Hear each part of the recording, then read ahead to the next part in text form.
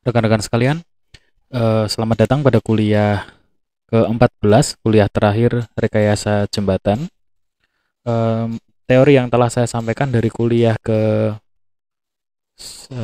ya, sampai ke-13 kemarin telah selesai sebenarnya, di mana kita semua telah mendiskusikan topik mengenai bagaimana mendesain struktur dek jembatan, struktur girder jembatan, kemudian struktur pier atau pilar, dan terakhir adalah mengenai kepala jembatan atau abutment dari jembatan. Nah, untuk kuliah ke-14 ini saya akan menampilkan contoh perhitungan dari perencanaan jembatan, khususnya adalah untuk perencanaan bangunan atas berupa dek atau plat lantai dan girder jembatan.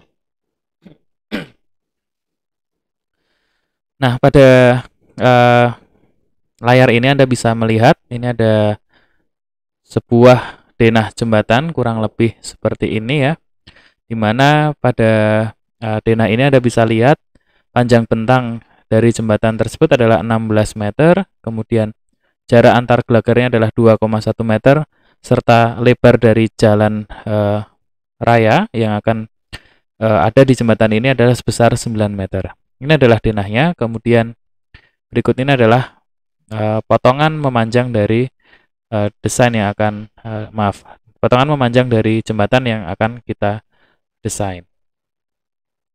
Lalu ini adalah potongan melintang dari jembatan tersebut, di mana potongan penampang gelagar bagian tepi kurang lebih bentuknya seperti yang ada di sebelah kiri ini, sedangkan yang potongan penampang di gelagar tengah bentuknya adalah yang ada di sebelah kanan ini. Tadi disebutkan lebar total dari jalan raya adalah 9 meter, maksudnya adalah 7 meter jalan dan 1 meter kiri dan kanan untuk trotoar.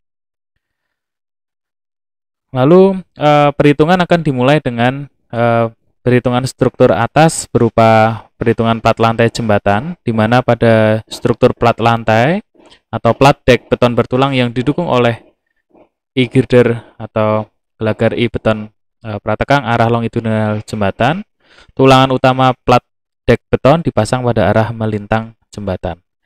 Kenapa demikian? Karena sistem dari dek atau plat lantai umumnya merupakan plat lantai dua arah.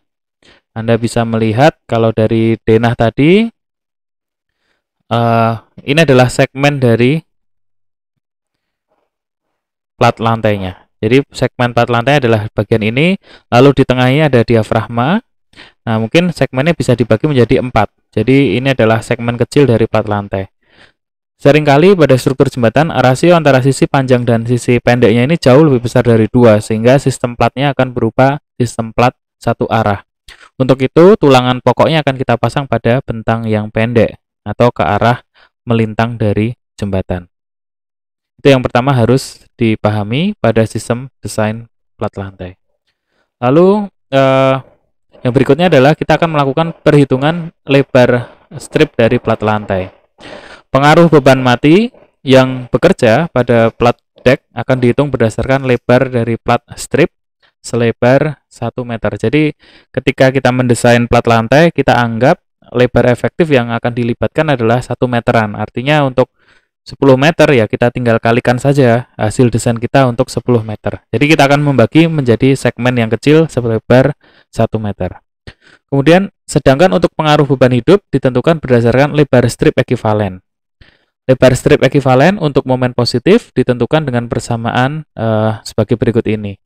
Yaitu W sama dengan 660 ditambah 0,55 S, di mana S adalah jarak antar gelagar. Sehingga nanti akan diperoleh 1,815 meter.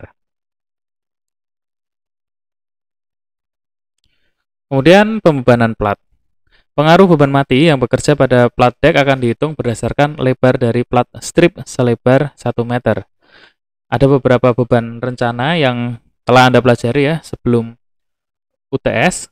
Ada berat sendiri dari struktur, kemudian beban mati tambahan, ini ada beban dari beton barrier, kemudian ada beban aspal, beban trotoar, dan lain sebagainya. Nah, untuk pengaruh beban mati tambahan dan beban yang lainnya, struktur plat dek dimodelkan sebagai balok menerus di atas banyak tumpuan. Beban mati MS merupakan berat sendiri plat yang dihitung secara otomatis oleh software, dan besarnya momen akibat beban mati berupa berat sendiri plat saja akan dilihat pada gambar berikut ini. Jadi kita akan idealisasikan ke dalam tumpuan-tumpuan semacam ini. Ini adalah potongan melintang sebenarnya dari struktur jembatan tadi. Dan platnya akan kita modelkan sebagai frame semacam ini, sedangkan girdernya akan kita modelkan sebagai tumpuan. Baik, ini adalah beban untuk area aspal, kemudian ini adalah beban trotoar, dan ini adalah beban dari barrier di kiri dan kanan jembatan. Begitu. Sehingga bidang momen akibat beban mati tambahan kira-kira bentuknya adalah semacam ini. Lalu momen akibat berat sendiri per 1 meter lebar strip ekivalen adalah 1,13 kN per meter lari, dan momen akibat beban mati tambahan per 1 meter lebar strip ekivalen adalah 4,97 kN per meter lari. Ini adalah nilai maksimum dari momen positif dan nilai maksimum dari momen akibat berat sendiri struktur dan akibat beban mati tambahan untuk diagram momen yang telah dihitung tadi. Lalu untuk plat juga didesain terhadap beban lalu lintas berupa truk, di mana ini adalah truk desain sesuai dengan SNI. Anda bisa lihat beban gandarnya semacam ini. Kemudian luas penampang dari bidang kontak antara roda dengan plat atau dek jembatan adalah seperti pada gambar berikut ini. Lalu dalam perencanaan plat lantai digunakan beban roda truk terbesar, yaitu adalah roda tengah atau roda belakang, di mana beban satu rodanya adalah 112,5 kN. Lalu kita juga akan menggunakan faktor pembesaran dinamik sebesar 0,3 dan kita akan mengalihkan P1 beban satu roda dengan 1 plus FBD tadi, faktor pembesaran beban dinamik. Atau dengan kata lain, untuk mengakomodasi beban truk yang dinamik, kita akan mengalihkan beban statik sebesar meningkatkan beban statik sebesar 30% ya. Sehingga akan diperoleh beban dari satu roda truk adalah 146,25 kN. Nah, kita perlu mencoba beberapa alternatif posisi. Ada alternatif posisi yang pertama seperti gambar yang nomor 1 ini, di mana ada dua buah truk yang ini lagi-lagi ini adalah gambar potongan melintang ya. Tumpuan ini merupakan girder. Ini adalah lebar dari truknya, truk roda belakang. Bebannya adalah seperti ini. Lalu kita geser ke kiri dan alternatif-alternatif yang lainnya. Dan setelah itu kita akan dapatkan beban envelope semacam ini. Nah, berdasarkan hasil analisis pemodelan didapatkan momen lentur maksimum positif terdapat pada posisi alternatif ketiga, yaitu 54,69 kN. Kemudian untuk mendapatkan momen rencana akibat beban truk, momen envelope akibat beban truk dibagi dengan lebar strip ekivalennya. Sehingga kita akan peroleh momennya adalah 30,13 kN per meter lari. Sehingga momen ultimate yang didapatkan akibat kombinasi kuat 1 itu adalah sebagai berikut, 65,65 kN per meter lari. Nah, yang kita lakukan baru saja ini adalah untuk menghitung gaya-gaya dalam yang terjadi pada plat lantai. Dan setelah itu, berdasarkan gaya-gaya dalam berupa momen tersebut, kita akan menetapkan atau mendesain berapa tulangan longitudinal yang diperlukan untuk menahan momen tersebut. Pada prinsipnya, untuk mendesain tulangan plat lantai telah kita diskusikan pada kuliah kedua atau ketiga kalau tidak salah setelah UTS kemarin. Ada beberapa informasi yang diperlukan di sini. Pertama, lebar efektif plat kita anggap sebesar 1 meter. Kemudian yang kedua adalah tebal plat. Kita bisa melakukan preliminary design terlebih dahulu. Pada tahapan ini dicoba dengan tebal 250 mm. Kemudian kita akan menghitung inersia penampang gross, yang mana nilainya adalah 1/12 B dikalikan tebal slab dipangkatkan 3. Kemudian ada titik berat penampang plat lantai ya, berarti setengah dari tebal slab.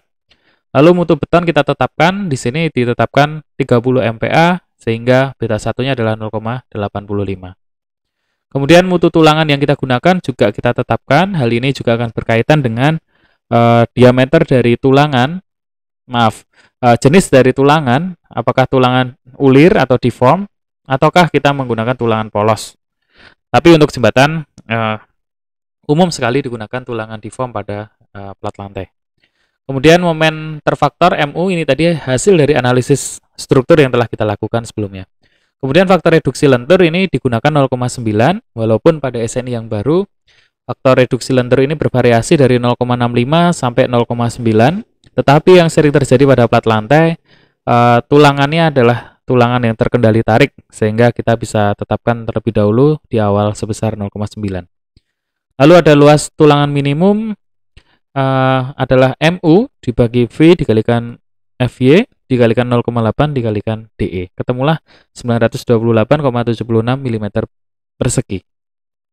Kemudian kita akan menetapkan jarak antar tulangannya adalah 100 mili dan diameter tulangan yang kita gunakan kita tetapkan misal 16 mili.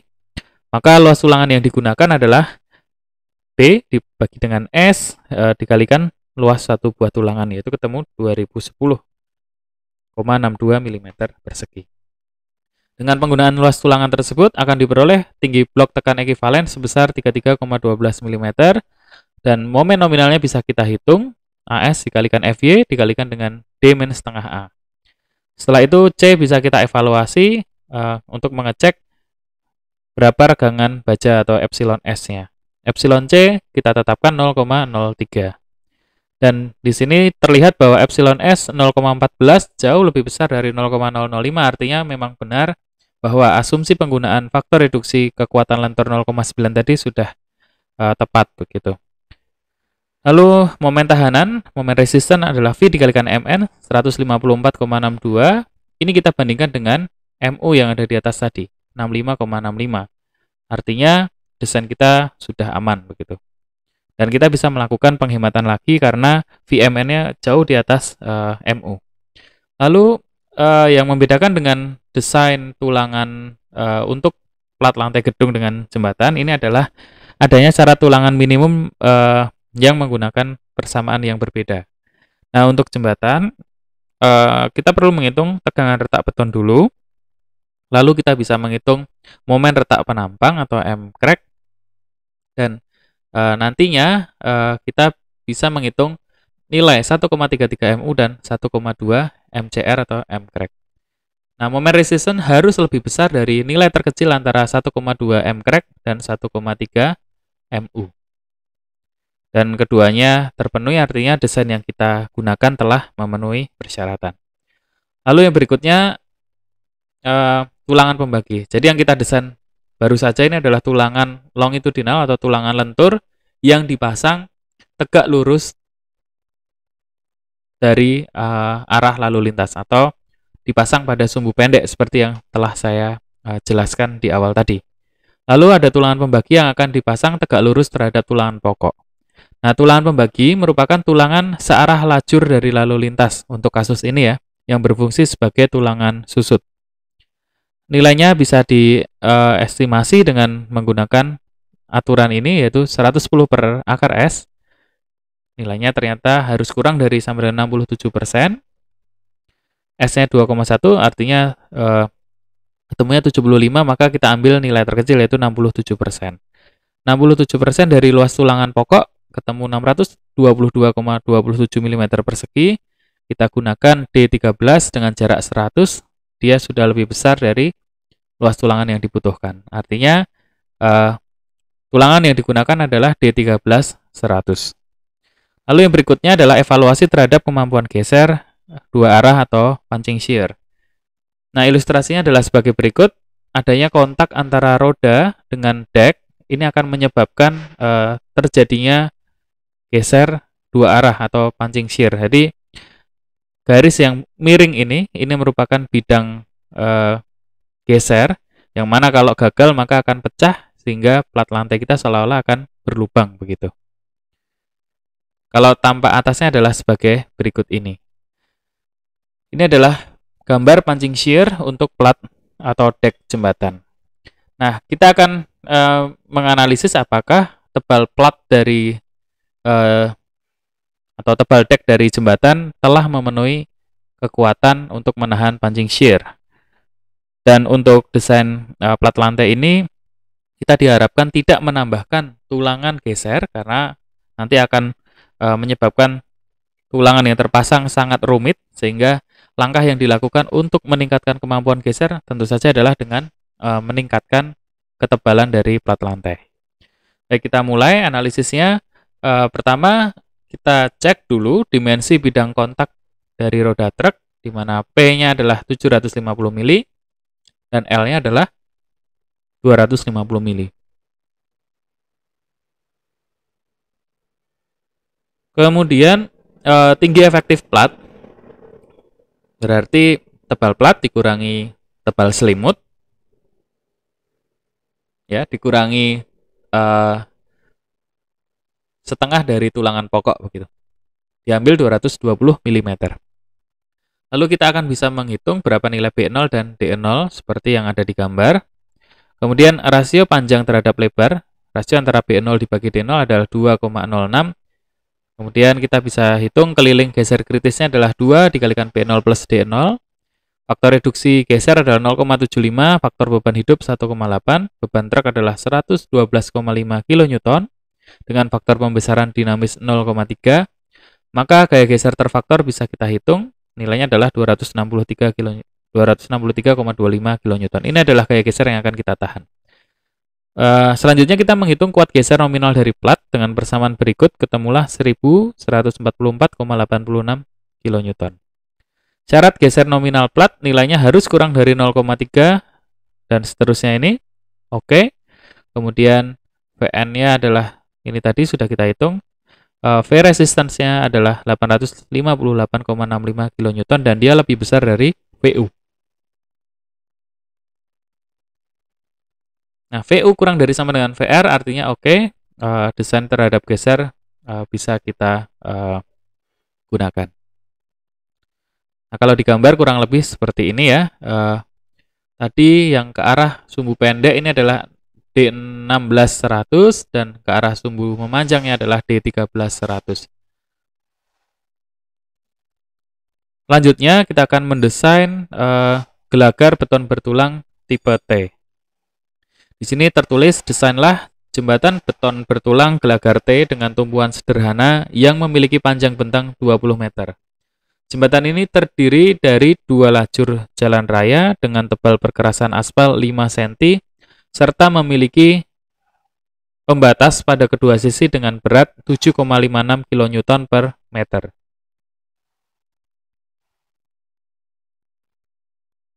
Lalu mutu beton yang digunakan dan mutu baja yang digunakan adalah 30 MPa dan 420 MPa. Solusinya sebagai berikut. Pertama, desain struktur atas jembatan pada kasus ini akan meninjau 2 kasus desain, yaitu desain plat lantai jembatan dan desain gelagar beton bertulang tipe T. Nah, nomor 1 ini adalah pemilihan dimensi penampang komponen struktur atas. Berdasarkan ketentuan mengenai preliminary design, ada ketentuan untuk gelagar T, kemarin sudah kita diskusikan pada kuliah pertama ya. Kemudian di sini ada panjang rencana jembatan 20 meter, sehingga tinggi gelagar T minimum adalah 1400 mm. Lalu tinggi gelagar T yang digunakan sama 1400. Kemudian lebarnya ditetapkan atau diambil 500 mm. Lalu penentuan jarak antar gelagar dan lebar jalan. Konfigurasi gelagar pada arah tegak lurus jembatan dipengaruhi oleh metode analisis beban yang akan digunakan. Nah, pada standar perencanaan terdapat 2 metode analisis yang digunakan, yaitu metode pendekatan dan metode rinci. Nah, pada kasus ini metode analisis struktur akibat beban hidup yang digunakan adalah metode pendekatan, sehingga berdasarkan metode tersebut untuk tipe struktur E, spasi antar gelagar adalah sama dengan 1100 mm, tetapi tidak boleh lebih besar dari 4900 mm. Ya, ini ditulis sebagai berikut. Oleh karena itu, pada kasus ini dicoba spasi antar gelagar sebesar 1200 mm. Jalan yang didesain terdiri dari 2 lajur, maka diperlukan 8 gelagar, 2 gelagar eksterior, dan 6 gelagar interior. Panjang plat cantilever pada sisi luar gelagar eksterior ditentukan berdasarkan tabel berikut ini.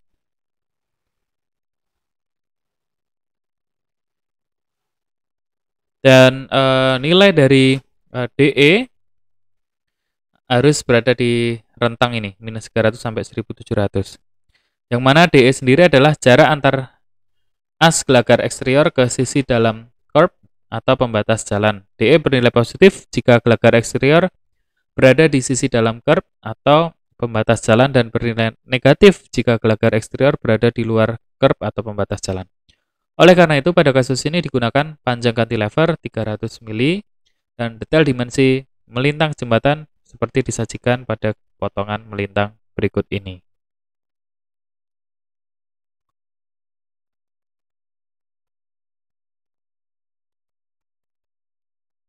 Lalu untuk jarak antar gelagar tadi diambil 1200 mili ya. Tebal minimum plat lantai adalah sebagai berikut. Ada TS1, TS2 ini merupakan ketentuan preliminary design dan ditetapkan TS adalah 250 mm. Selanjutnya menghitung gaya-gaya dalam struktur akibat kombinasi pembebanan. Gaya dalam pada gelagar T akibat beban permanen. Ada momen tak terfaktor. Ketentuannya serupa ya dengan apa yang telah kita bahas pada deck tadi. Ya, mungkin saya akan percepat saja di sini. Ada momen dan gaya geser nanti yang dihitung di mana akibat struktur yang diasumsikan sebagai tumpuan sendirol, maka momennya adalah 1/8 QL kuadrat dan untuk gaya gesernya adalah setengah QL.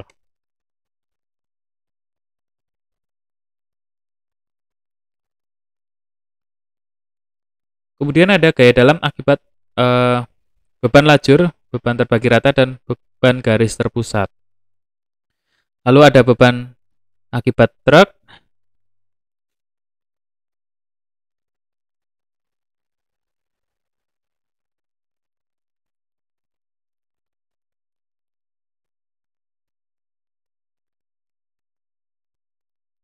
dan setelah itu kita akan kombinasikan beban tersebut sesuai dengan kombinasi pembebanan yang ada. Nah, setelah itu langkah berikutnya adalah kita akan mendesain tulangan lenturnya. Ini serupa dengan mendesain tulangan longitudinal pada plat lantai, di mana ada informasi berupa momen ultimate yang harus ditahan berapa, kemudian mutu materialnya berapa, dimensi tulangannya berapa, dan lain sebagainya. Nah, di awal kita juga akan menetapkan faktor reduksi kekuatannya 0,9, lalu luas tulangan perlunya adalah MU dibagi V dikalikan FY dikalikan 0,8 DE, 0,85 DE.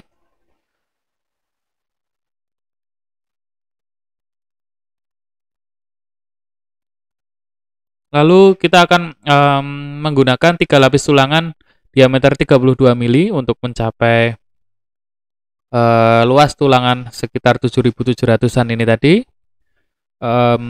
Diperoleh 8.042 ya untuk penggunaan 10D32. Kemudian setelah itu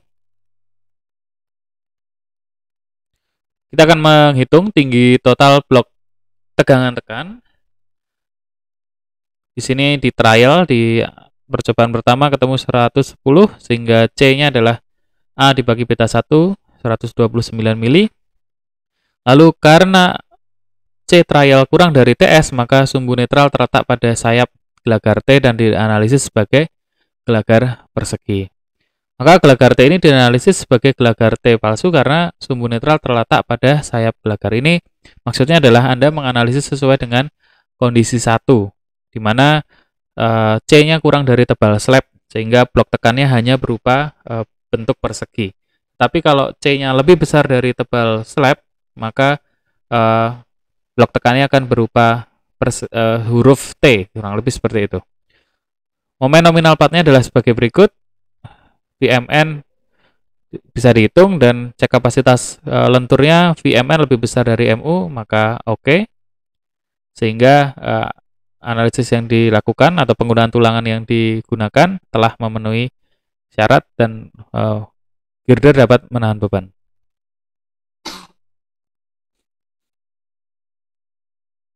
Lalu nilai faktor reduksi kekuatan tadi diasumsikan 0,9 ya di awal. Hal ini perlu dievaluasi ulang karena tergantung pada regangan tulangan tarik terluarnya.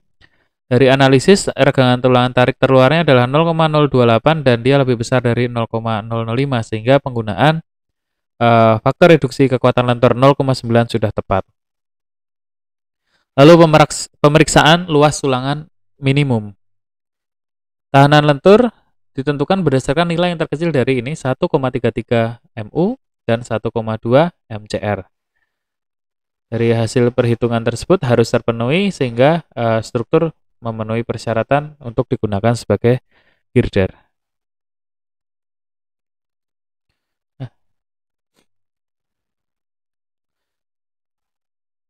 Nah, luas tulangan tekan, luas tulangan yang digunakan tadi MR ternyata lebih besar dari nilai minimum antara 1,2 MCR dan 1,33 MU sehingga desain tersebut sudah oke.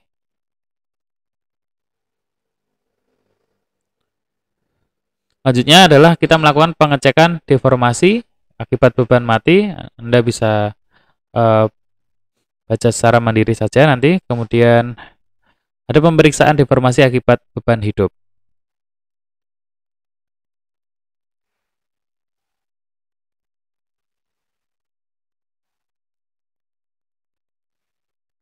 Lalu setelah kita mendesain tulangan lentur, kita akan mendesain tulangan geser, di mana geser ini perlu dianalisis dulu, gaya geser ultimate-nya berapa.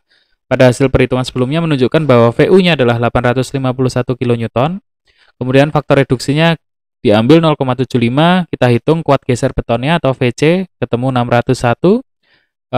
Nilai setengah VVC adalah 225. Tulangan transversal harus disediakan ketika VU lebih besar dari setengah V dikalikan VC. Dalam hal ini, kondisi tersebut terpenuhi ya, sehingga kita perlu menggunakan tulangan geser untuk girder tersebut.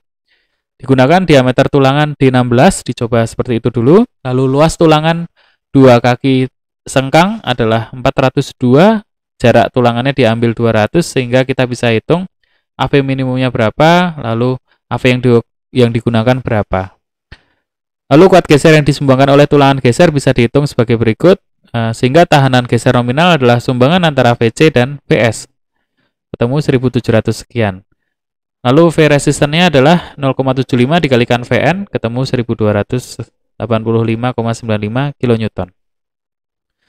Nilai ini lebih besar dari VU sebesar 851, sehingga penggunaan D16200 untuk tulangan geser telah memenuhi kriteria keamanan struktur. Baik, saya kira demikian untuk perkuliahan pada hari ini. Jadi kita telah mendiskusikan contoh perhitungan desain untuk dek jembatan dan juga untuk girder jembatan. Untuk dek jembatan tadi kita telah menghitung kebutuhan tulangan longitudinal atau tulangan lentur dan juga mengecek kemampuan plat di dalam menahan shear pons tadi atau geser dua arah. Lalu untuk girder kita telah menghitung tulangan longitudinal dan juga tulangan geser. Baik, semoga bermanfaat. Saya tutup. Selamat pagi.